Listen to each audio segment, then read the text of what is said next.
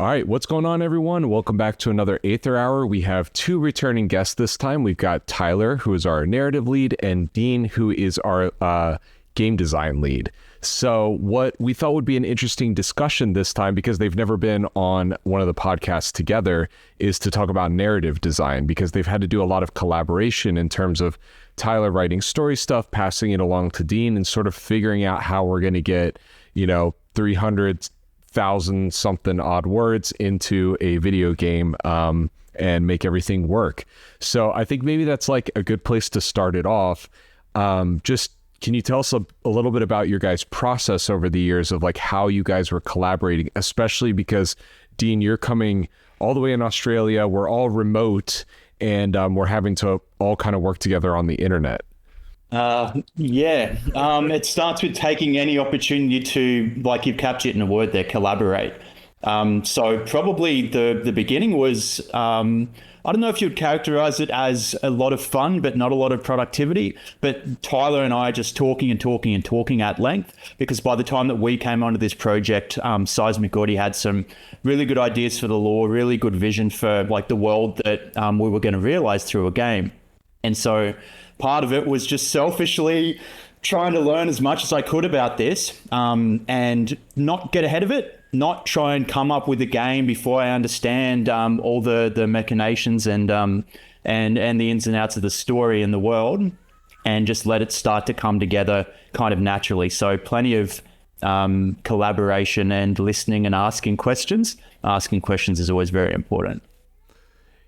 Yeah, I think when we brought on Chaos Theory, I remember we had already attempted a version, some prototypes of the game and the world, and Dean came on and bombarded him with way too many world building docs that had nothing to do with really anything at the time, because it was still unbuilt. Honestly, if I can interject, I think that was everyone that came onto the project. It was a little bit overwhelming. Everyone. You guys had so much stuff thought up, which is a testament to how like deep the game goes and how well thought out it is. But man, like peeling through all these documents, you're just like, oh my God, they have so much going into this. But I think that the fit, or we're coming up on the finished product. Everything's definitely coming together, but man, oh man, the documents. So sorry, go ahead. Oh no, I mean, you're right, and it's funny. By the time that we had got you on board too, Nick, it was I had learned some lesson and tried to make it a lot smaller, the amount of like world stuff that I fling at your face, and so. Back when, Dean was first coming on, I was still, wide-eyed and hopeful, and everybody wants to read my stuff. Here, look at my stuff. And Dean was a good sport. And I think we hit it off pretty fast and trying to figure out how we wanted to kind of approach some of these really big questions, because I think some of the biggest issues we had to deal right off the bat was, what is it that we're really wanting to build? Because we've made a handful of prototypes before and it just wasn't melding. And what makes sense in our world? How does that work with the combat? Where do we want to go with the RPG systems? And there was just a million questions that we had to tackle. And I think, to give credit where it's due, Dean kept a calm kind of level head and was able to work through things piece by piece, and I think we were able to come up with some pretty good stuff. I don't know how crazy you thought we were, Dean, when you first jumped in, but I imagine there was a degree of, oh boy. I'm surprised to hear that I was calm and level-headed. Well, maybe I'm looking back. Is that your version of not being calm and level-headed? Yeah, I'd be terrified if that's... Yeah. But, I was looking back over some of our old design notes and kind of what we would collaborate on. And I think a lot of the stuff we did, we did a lot of what ifs at the time. And we just riff off each other and be like, hey, what about this? What about this? Can we make things work this way? And I think that's where I think fondly is that every time that we'd come to like an arbitrary, hey, narratively this doesn't work, you'd be like, okay, cool, let's find something else. And you just kind of roll with the punches and figure something out, which from a narrative standpoint, really appreciated that design was willing to be like, okay, obviously, we get to figure out stuff, but there's some things that are off limits, and you respected that, which I appreciate. Yeah, I mean, we're building one game, and yes, there's narrative, and yes, there's gameplay, but they need to be supporting each other rather than fighting and pulling in opposite directions. So I think that's very important, and just that like iterative approach as well, I think is super important. There's no, like, you don't fail until you stop trying. So you hit a road, like nothing has ever been created that didn't have some pain along the way. Anyone only ever sees the final outcome. So the fact that you hit something and you go, oh no, how do we get around this? Like, that's just the job. You find ways to make it work. And then 12 months later, you've forgotten what the hell it was that even seemed like such a big issue. And then hopefully the place that you land is something you fall in love with even more than, you know, the original ideas you were throwing around.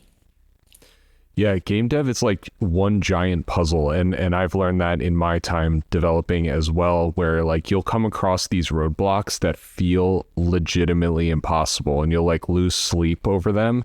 And for whatever reason, you always end up figuring it out one way or another, even if, like you said, you either just have to scrap it or you have to come up with a roundabout creative solution. So that being said, was there, I think especially with the story, like you kind of have to make sure everything fits together. So this might be hard without spoiling stuff, but was there anything with the story that was really complicated to kind of like adequately piece into the game structurally to like get it to work, or anything that was like, okay, we know that this plot point's going to start here and it's going to end here, but how do we like get it there? Like, do you guys recall any moments like that where it was just a challenge to get it to work? Or Dean, was there anything mechanically in general that you guys were like beating your head against the wall trying to figure out how to get it to work? In general, just knowing that this is going to be a unique mix of mechanics and a pretty unique game. So really being gentle and taking things forward, not being able to assume that it's just going to work, like having to build a lot of it before we can really validate if the balance is right. Probably without giving spoilers, maybe I'll step back and speak a bit more generally. I know some of the early like challenges and stuff we've had to really battle through as far as like understanding the identity of the game was Gia, she's a smuggler. That's not a spoiler, I hope, to kind of give that away. Her background is in smuggling and that's really her identity. So trying to find ways to inject, like, what is it to do a smuggling based RPG, and differences between telling, Gia's story versus the story of either the world or the story that, her and her found family kind of go on. These kind of balances here, trying to understand the identity of what it is that we're trying to build, and then understand that, okay, let's have gameplay mechanics that support, the way that the story's shaping up as well. Whose idea whose idea was it to add the like extra slots in the car that you could like put items in to hide it from the guards? Oh, like the smuggler slots? Yeah. Who knows? Yeah. That's the beauty about working collaboratively and talking about those times when you hit a roadblock and you go, oh, how am I going to do this? And you pull your hair out. So often the answer is like, yes, I'm lead designer, but like put your ego to a side, like ask anyone else. And whether they've got a good idea or a bad idea, they're going to have a different idea to you. And then you can mull over that and helps you get to the other side sometimes. But very early on, ideating and thinking about, okay, what is it to be smuggling? I think, Tyler, you guys brought a lot of great reference, and like Gia is certainly not Han Solo, but there's that element of like, okay, like who are these quintessential smugglers? Like Han Solo, he's got a bit of attitude, he's got a bit of like confidence, and just working through from there. I think we knew that that smuggling leads into some amount of inventory management. So that was one of the components that came on the board, and you start putting these ideas in this, virtual non-existent space, but you pin the idea of inventory management on the board. Okay, we know it's going to be an RPG in some shape, and then you start building pieces onto and around these more foundational elements. So the concealed slots and things I think came in at a very early point as well. And thinking about cars, like we didn't quite push some of these things as far as we could have, which is probably for the best. But I remember stories of, my dad back in the day where I would go places where maybe you're not allowed to bring that much alcohol with you, but they would rip off the side panels of their old cars, fill them with like goon bags, put the side panels back on. So if anyone ever checked, so that's where some of the concealed compartment ideas came from. That's cool. Side panels of cars that you've hollowed out, so that you can get a few extra, little bits in there that no one's going to find. That's really cool. That reminds me, when you had said, Nick, about what early challenges type of thing, I think what, the smuggler fantasy was actually one of the earliest big hurdles that we had to figure out, right? Because I think we had ideas for the game of, we knew we wanted to have a car, we knew we had this world, but what was the player fantasy that we were exploring, the player experience that we wanted to find? And I'm sure I could find it somewhere. We came up with a long list of people that exist in this world, the stuff that they do, the way that they act, what is it, their position that they fill or services they perform. And then trying to figure out, okay, which one of these fits the game that we're wanting to build. And, one of the earliest ones that we thought were like, oh, we'll just do gangster, right? Criminal. But we quickly found a whole bunch of problems with how that experience was meant to kind of be performed. One of the low-hanging pieces of fruit of being like, okay, how do we make this player feel good or, just enjoyable to play? Because we didn't want to make a kind of a GTA type of game. We wanted to have a little bit more constraints, more and more an adventure. And so we must have thrown around, a couple dozen different, we could be like this, we could be like this, we could be this person, this type of person. So what do you feel you did successfully to make her feel like a likable character, even though she's maybe doing some seedy things? Well, that was a big part of narrative's issue of like, how do we do the Han Solo kind of arc, right? Classic arc of somebody who is disinterested, not necessarily a good guy, and bring them into the good guy type of world. I think, okay, well, the easy answer is stuff that smarter people than I have put together. There's like a list of traits that you can give a character to make them likable. And for the life of me, I've been trying to talk until I remember them all, and I cannot.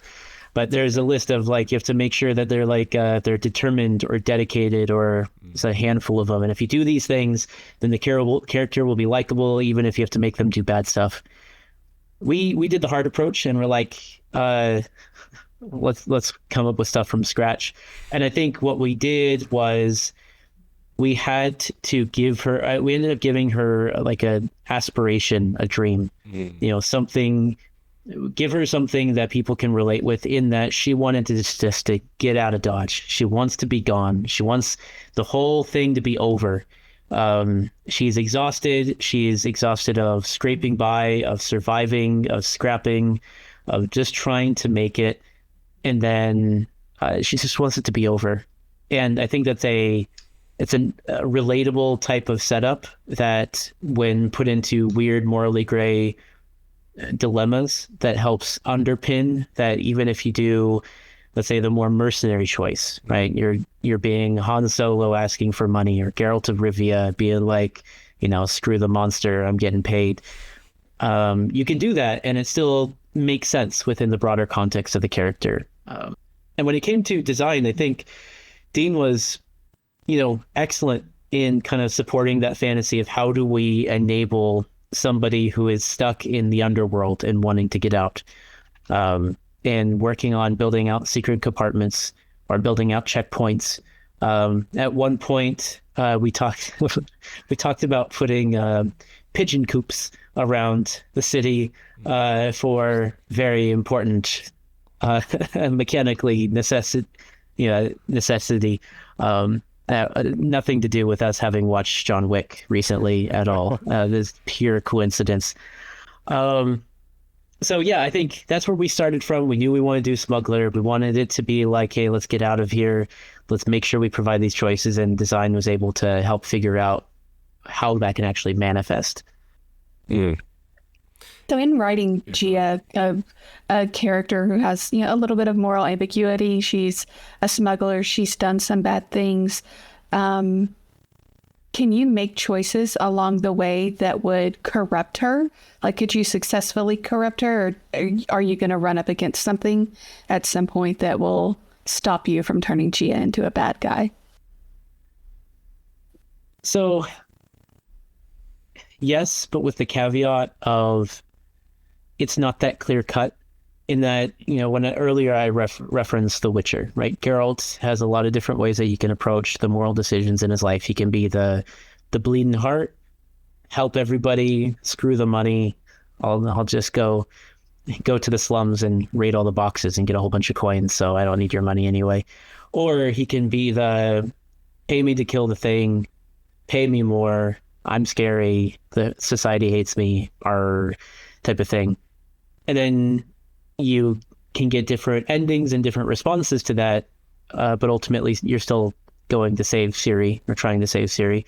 And I think that's kind of how our approach is, that we have a really strong, well-defined main character who throughout the game has the opportunity to make choices that are in line with this kind of hero arc of her softening and wanting to do more than just escape, but to make a difference, to fight back against the world that crushes, which is depressing and overwhelming most times, and it's the reason why people don't do it, and you can nudge her in that direction.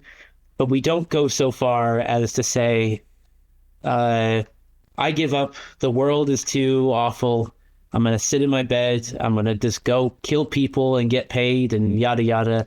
We never go that far in the corruption. It really is, we got some, we have reactivity to your choices, and then you can get a different ending if you do try to detach yourself. But, you're a good adventure hero. A general idea of how you wanted the character to be, and the player still has that opportunity to kind of role play in certain opportunities. Yeah. Right. Yeah, because then it makes it feel more like canon in a way as well. There's different philosophies of game design, obviously, but sometimes when there's almost like too much opportunity to do a bunch of crazy stuff, it's kind of like almost like what's real, what isn't. Yeah. Like sometimes it's nice to play a game where it's like you know that the author had, or the writers had intention with their story and their character, even if you get to kind of like nudge it in like little different directions. So I think that's cool. There's plenty of discussion on that at the beginning as well. Like, is Gia closer to the blank slate, or is she closer to a developed character that there's going to be that flexibility for the player, but Gia is a person. She exists and she's got a history and etc. And that's obviously where we've landed there. And that goes for far beyond Gia. Like, I think there's plenty of strengths in the game. Like the characters are amazing. You encounter someone new, and the art, of course, always looks incredible, but the depth of characterization, like everyone you meet, and the voice acting as well.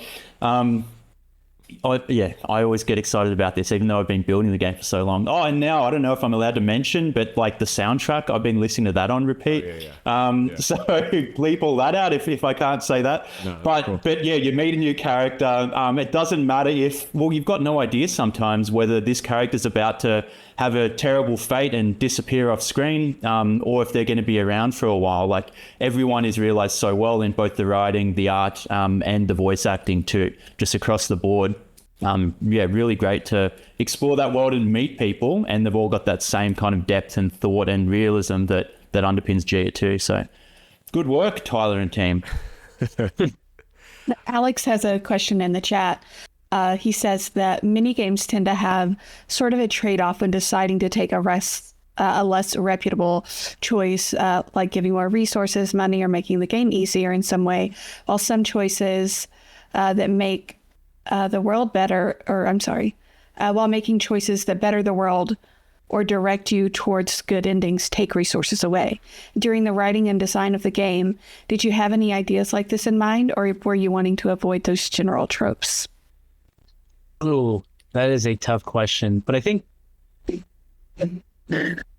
what you're getting at is a pretty classic way to think about things is that when from a narrative standpoint, we want to make sure that when the player is offered a morally gray choice, to make it interesting, there has to be an argument in their head for both sides. There has to be a reason why you could justify the main character would do such a thing and not be a bad guy. I think a good example in the demo would be the quartermaster. Right. Is that, early on in the game, you have to, you're sent on this kind of errand to prove that you're, actually a good person. You're trying to buy information. And so you have to go scrounging about, and you have the opportunity to get more of the kind of the narrative MacGuffin if you, depending on what side you pick in this dispute that's going on.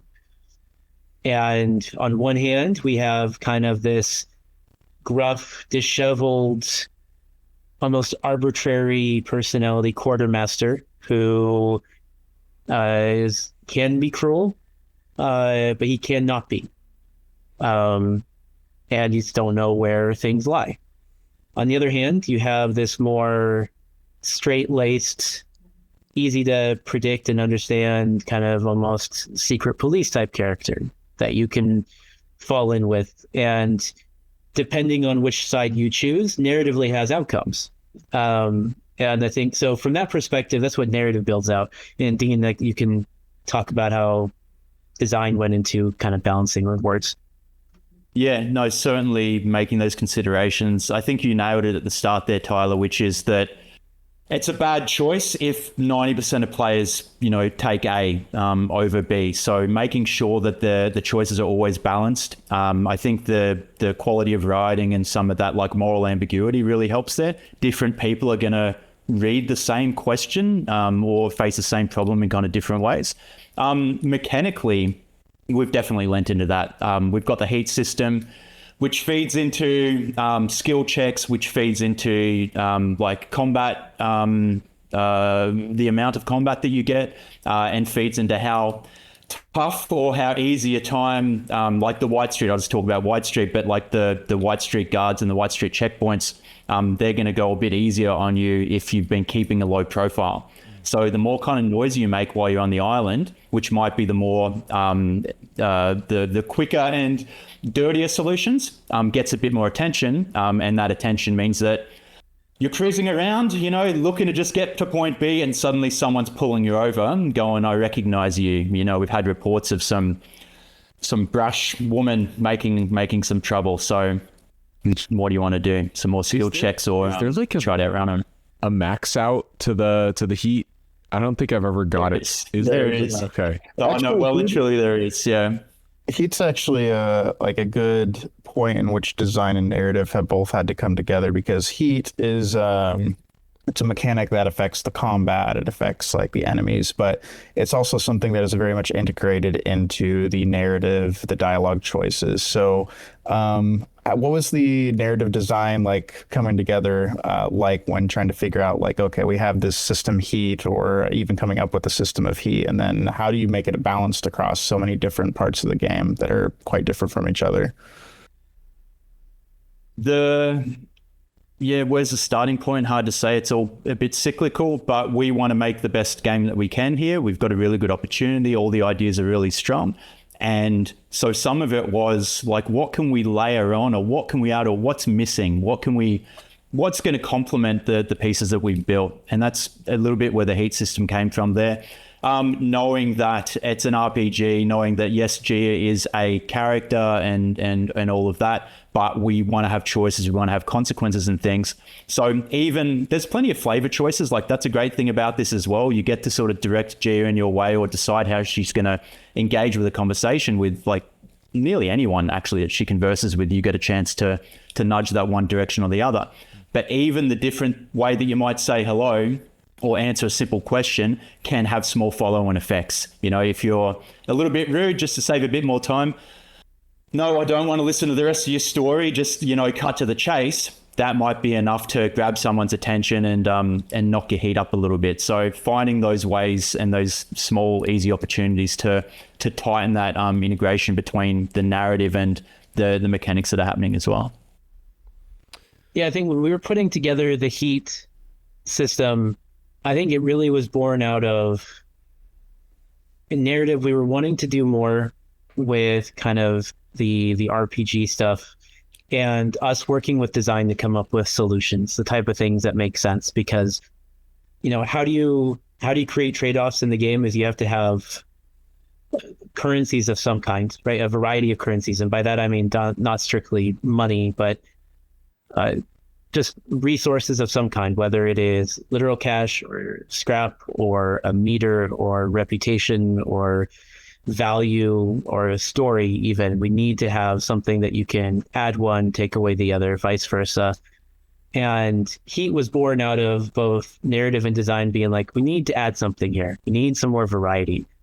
And so it was a collaboration moment of us both having our interest in line, and we were able to figure out, okay, what's a lever that we can pull that makes sense in our world within these characters, the actions that they're doing. Narrative comes up with a list of, like, you know, these are things that are happening. These are things that we could play with, and they could be anything from heat to, like, I'm trying to think if anybody had any silly examples of what we could use a lever on, but like, well, how depressed the character gets. I think is at one point we talked about hope as a currency, and, you know, you could bottom out a character.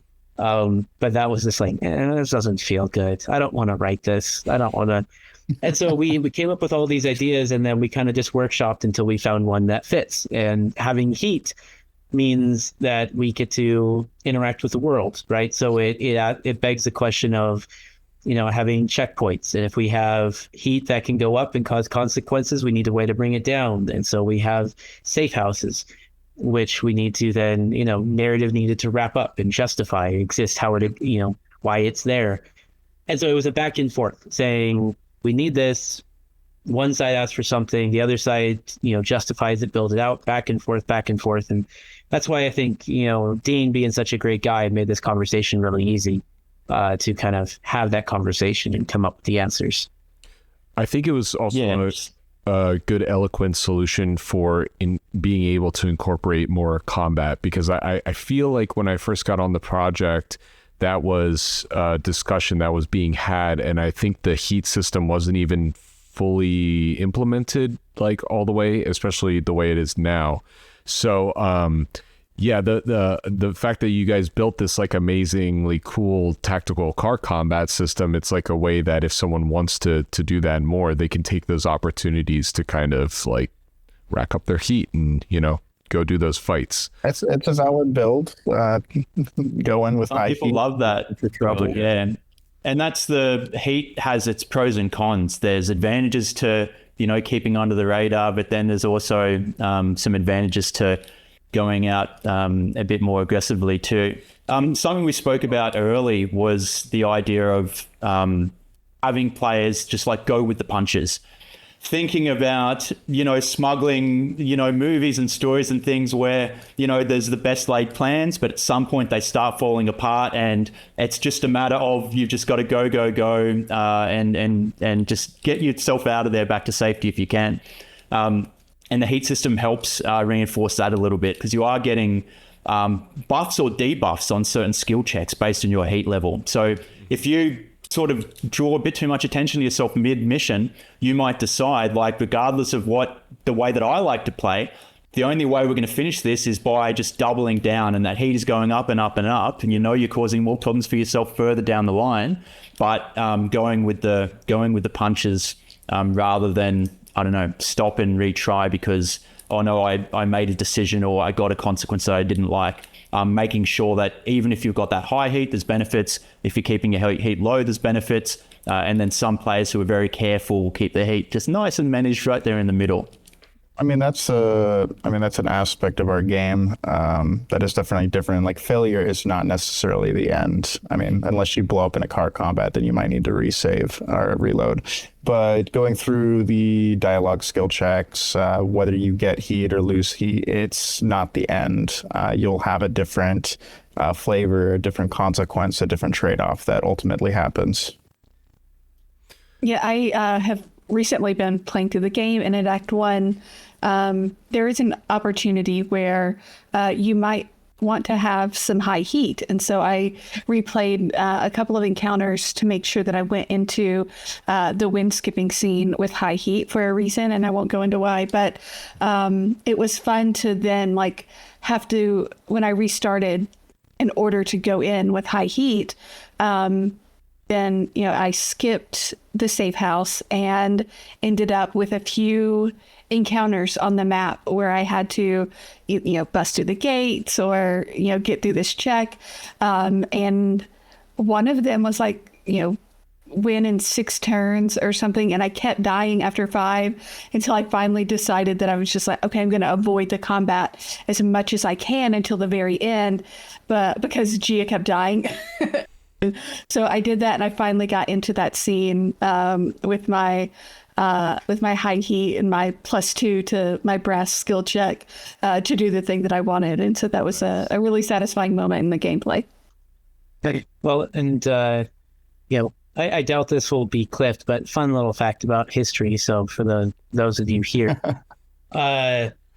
when we first brought on Chaos Theory, I remember, and Dean, you might remember this as well, but also you might have come on just a touch later. But one of the first concepts we did for combat was to be an auto battler, because combat wasn't supposed to be much of a thing in the game. Like it was meant to be. It was a bit of an afterthought of like, this is a narrative game. That's what we're focusing on. That's what we're hitting. So what's is easy and simple, a thing that we can do, it's not going to be that often. We're not going to see it. It's not going to be a big thing.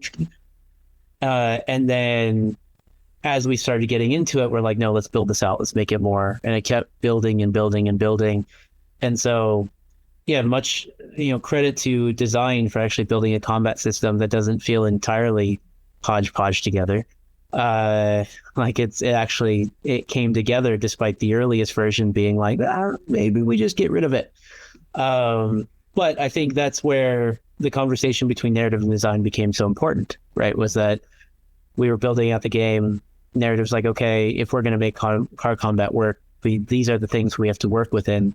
Design came back with like, okay, here's all these ideas. Let's figure out what works best. And then we eventually found it.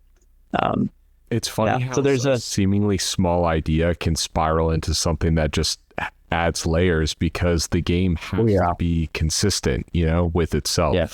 So it's like again, like I was saying, like everything's a puzzle piece that you kind of need to fit together perfectly, or else the player is going to be like, yeah, I don't really get why I'm doing this. So, Dean, in terms of like implementation of these things, like because we didn't really get to talk about this too much last time, like what's your role exactly in terms of like day to day? Like, are you sitting in the engine, like putting nodes together, or are you more like the grandmaster, like this is like the design of how this is going to work? Like how much are you in the engine versus how much are you like planning design stuff? Now at this point, very much in the engine. I have to drag myself away to make sure that the planning and stuff is still happening, because it's still really important. And like overseeing the combat design and stuff, it's been really wonderful as our team's kind of grown and we brought more people onto the projects, matured. We've got a really good combat designer who's been doing a good job, but still making sure that there's, some oversight and some control there. The balance has shifted throughout the project is the short answer. At the start, it's very much big picture stuff, like planning for the future. But, whether it's strength or weakness of mine, I'm not sure. I very much am a hands-on guy. When I have a new idea or new content, the first thing I do is try to build it as quickly and as janky as possible and put it in front of you, rather than just kind of blah, blah about ideas too much. I think the clearest way is to start building it. And then you can really see it. I think that's smart. And I know you've worked on other games in the past. I'm really curious, like how Aether and Iron felt different to develop from those other games, and if there was like maybe like direct things that you had learned from other projects that you were able to take to this one, or did it feel like you're totally having to like rethink the way you make games?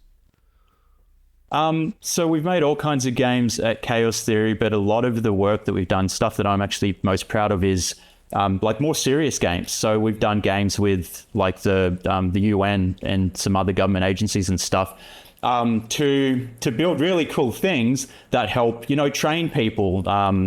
And that's fun and challenging because you've got all these kind of requirements where, okay, they only have laptops of this type and et cetera, and it needs to be downloaded when you're in the middle of, you know, Africa or somewhere that might not have the best internet and things like that. So those have their own challenges. But so working with Seismic has been great. The biggest difference has been like level of creativity. The stuff that they bring to the table is good. Which is not to say that the other stuff isn't, but the difference between someone who is like, Seismic are subject matter experts as well, but their subject matter is, you know, the story they want to tell and the depth of narrative and writing there. We've worked with other types of subject matter experts, and I love learning new things. I love being exposed to like the other side of the puzzle piece. If I'm a certain shape that can do a certain thing, slipping in somewhere. So it's always good to work with subject matter experts. But the Seismic team is just, you know, creative and fun and happy to throw ideas around, and obviously have a deep appreciation and understanding of games. It might be one of the first games they've built, but it's certainly not one of the first games that they've played. So those conversations have flowed a lot easier. Yeah, it's just been very pleasant overall. That's awesome. When we first came together with Chaos Theory to figure out what on earth that we were actually making, I think I will happily take that we were a whole bunch of very passionate people with, I'm trying to think of, I feel like if we're going to have a really bad analogy, if Seismic was like, you know, okay, I'm going to take you back. Yeah, it's 19th century. Think of like the docks, London docks, and his kid runs up and he's got a massive oar because he's going to sail across the ocean. The problem is that he doesn't have a boat. Chaos Theory provided us to have a boat and then gently said, hey, let's not use an oar. Let's use sails and actually go somewhere. So we were eager, we were ready, we were happy to be there. And Chaos Theory gave us the actual tools and equipment to get there. And that comes with a lot of patience, because telling an eager kid with a giant oar to let go of the oar is a hard thing to do. And so I think, you know, credit where credit's due, that Dean in design, when we'd be like, hey, what if we did this? And he's like, well, we could. Let's explore that.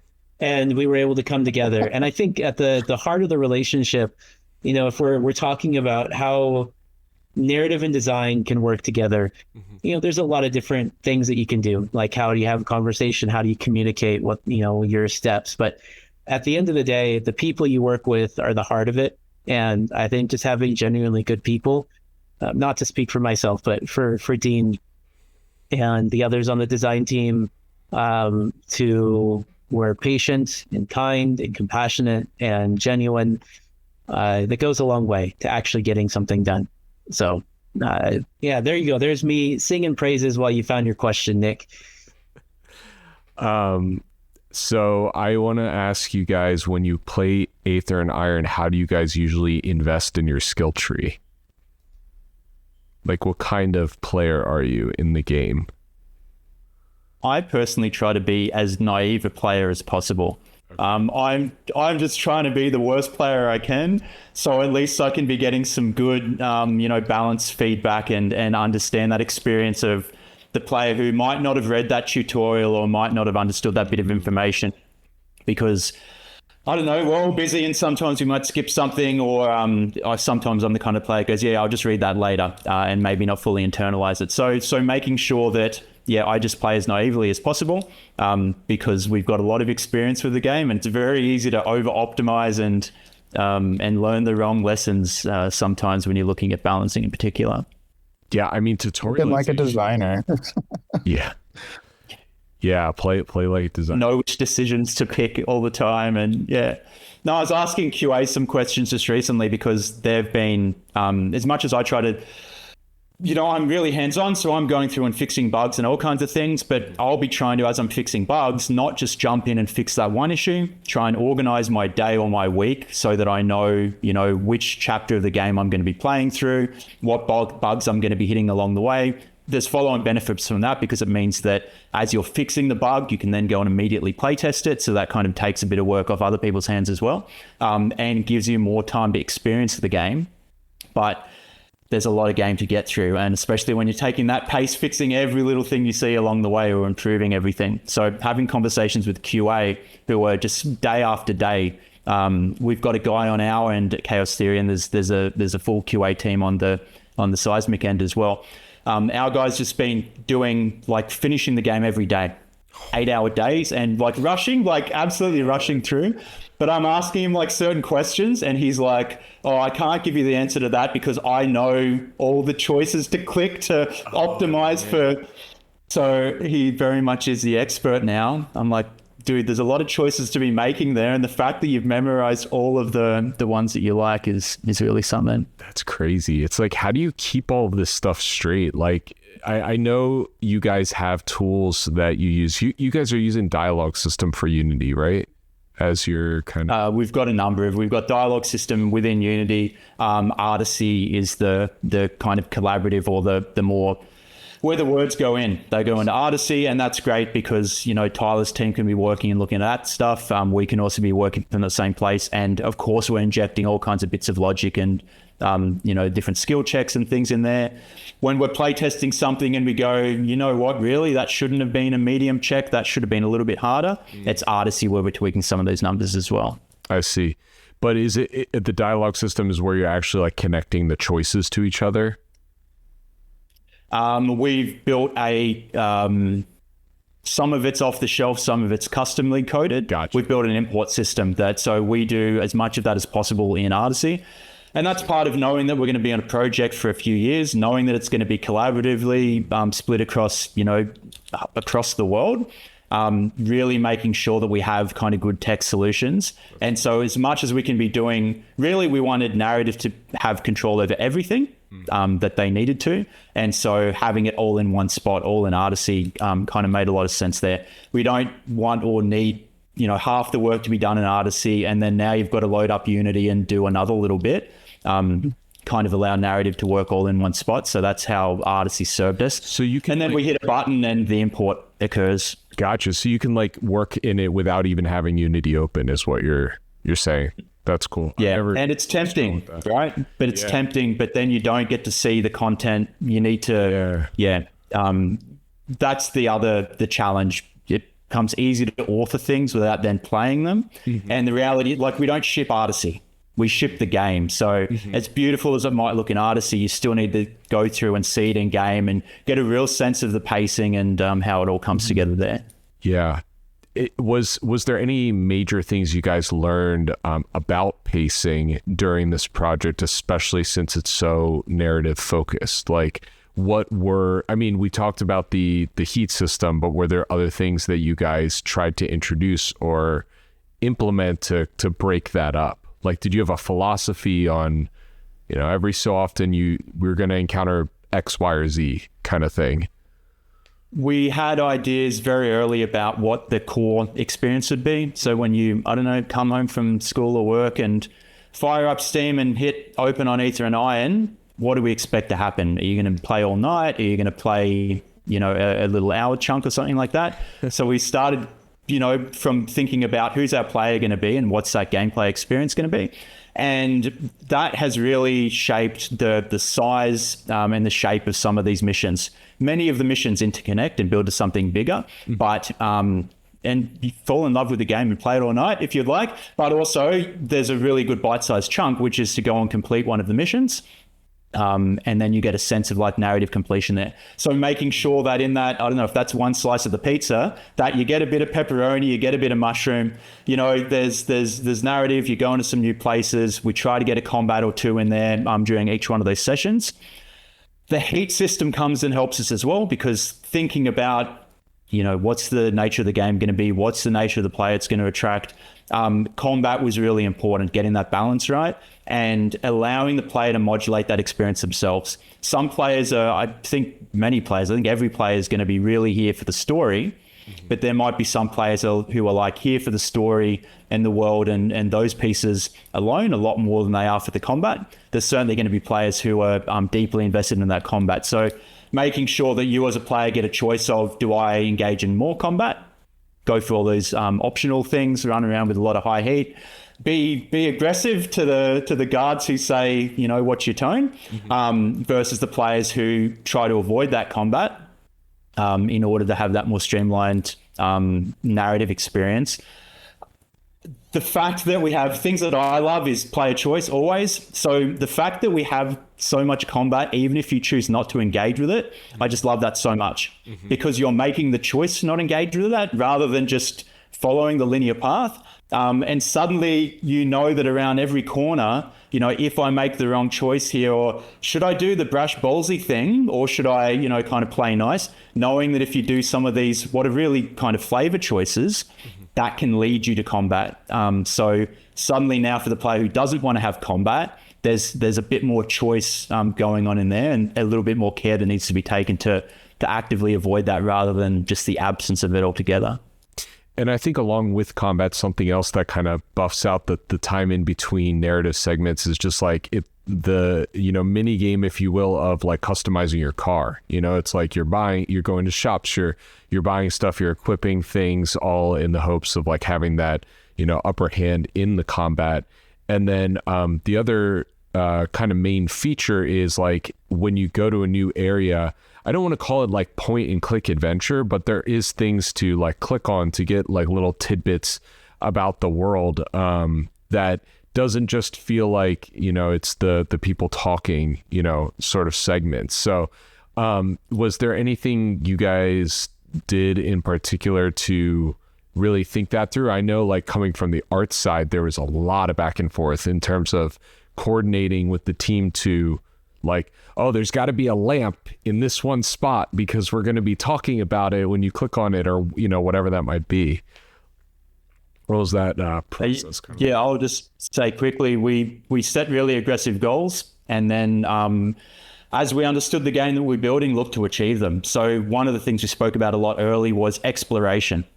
Let's let players go and explore, let them go discover things, you know, etc. And if you go and build a Grand Theft Auto, then the exploration's obvious, right? You've got a whole map to go to any alley or any street that you would like to go to the top of that mountain. You can explore. It kind of writes itself. But for us, knowing the type of game that we were going to build, the restrictions we placed on ourselves, what does exploration mean? So for us, a lot of it came down to, you know, you see a new environment, and sometimes they can be really glitzy, at least in one part of the game. Yeah. And there's a lot going on, but taking that moment to have a look around and think, oh, what happens if I click on that door? That's where some of those really lofty goals, things that we knew we wanted to inject, that's how the DNA of those point and click pieces.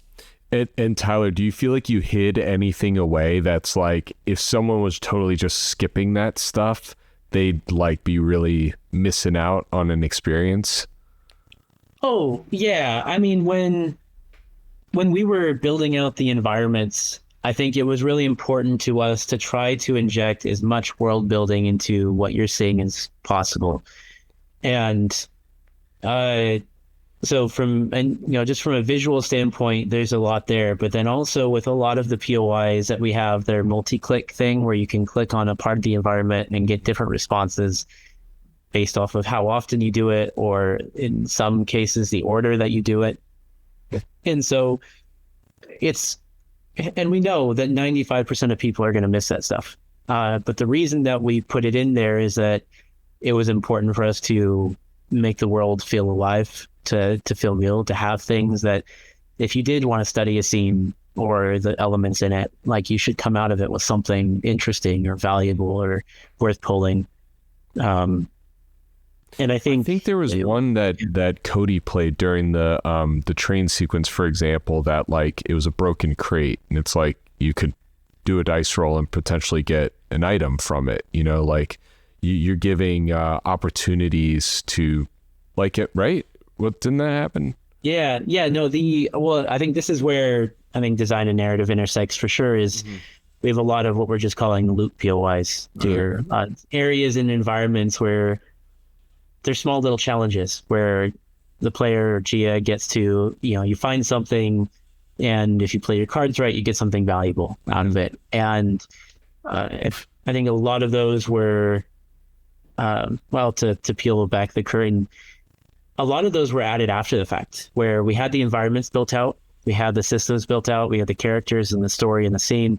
And after we built out, we're like, we need to find a way to incorporate this more. And so we went back over the scenes and we're like, okay, what can we make work here? What is visually interesting in the scene that we could then leverage to turn into an opportunity to get some loot?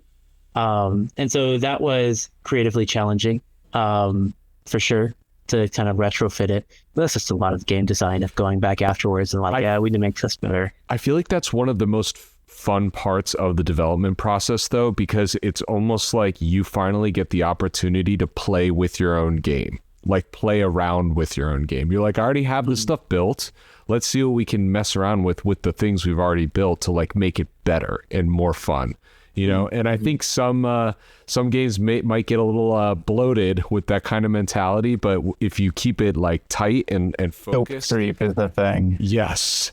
I think it can lead to really cool things. And those, I think, especially as a gamer, those little moments are typically the standout ones. Like that one that I just talked about, like popped into my head because it was like a unique moment within that whole like gameplay session.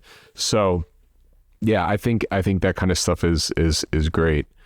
But I did have another question. Go ahead. On recruiting heroes, I believe there are 4 that we can recruit, or 5. And as you're playing through the game, I'm sorry. 4. Oh, 4. Oh, 4. Okay. Tyler recently talked about how there might be a moment where you're sort of convincing someone to stay on your team. Are there paths where you might not recruit a hero, or you might lose a hero, and what does that look like?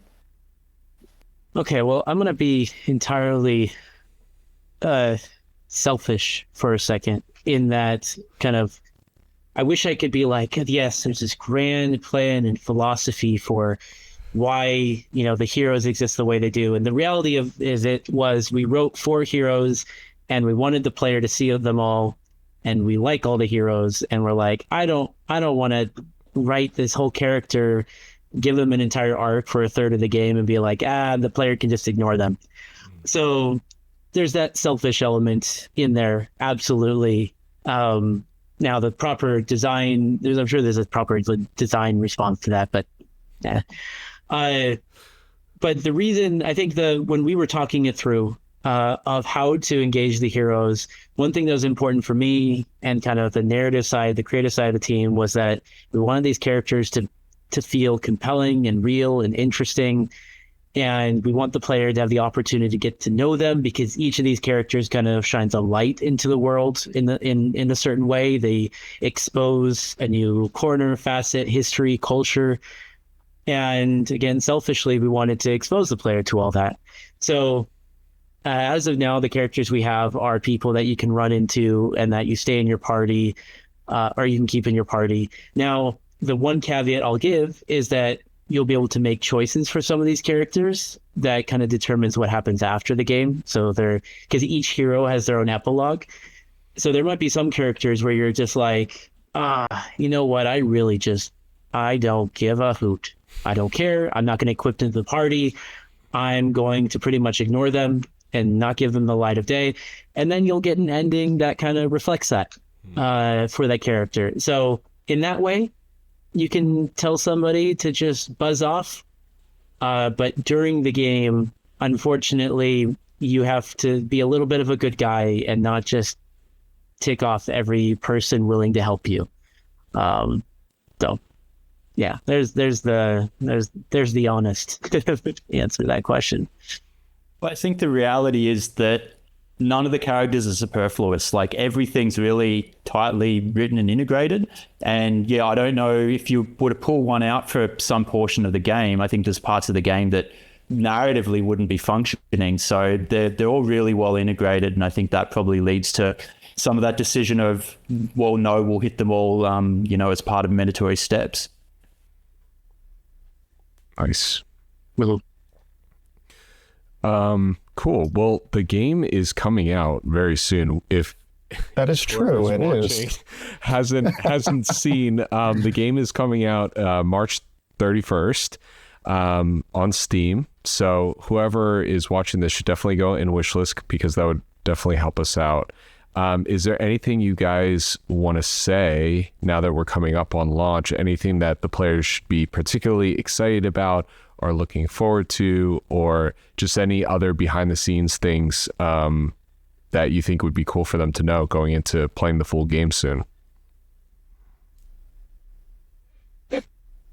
Oh, well, the final thought, I suppose, if we're talking about narrative and design, is that the one thing that was very important to us, one thing that that we loved, is to make sure that the gameplay and the world do not seem separate. And that's what we tried very earnestly in order to kind of solve. And so in that regard, there's a lot of kind of little hidden pieces, elements there that kind of bridge the gap at times. So I'm excited for everyone to kind of see those types of things. Yeah. It's awesome. Dean, you got anything? The only things in my mind is that we've done a lot of work to refine the early game. So even if you are a player who's played through the demo, you've got some new things there to look forward to at the start. Maybe to jump on what Tyler said there a little bit, if you want to kind of prepare yourself, get prepared to use your brain a little bit and have a bit of a think. I think it's a kind of game that does benefit from taking a more kind of active approach, as much as it's really beautiful to just sit there and let the dialogue and things wash over you. I think it really does. You do get benefited by paying attention to certain details and using those in some of your responses.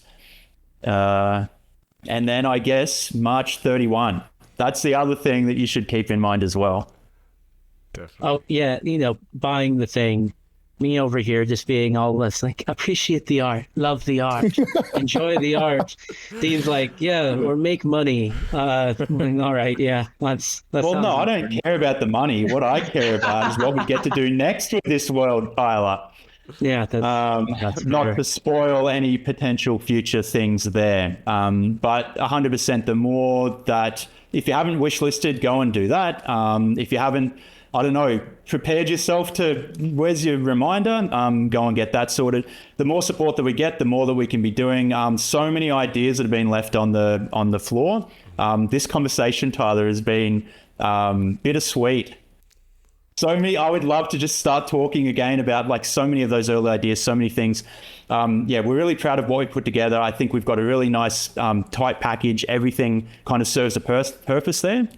I'm really proud of what we've built together. But boy, I would love us to build some more. So I don't know if I'm allowed to say any of those things, but support us, continue, let your friends know. New trailer's out, so enjoy that. And then go and buy the game.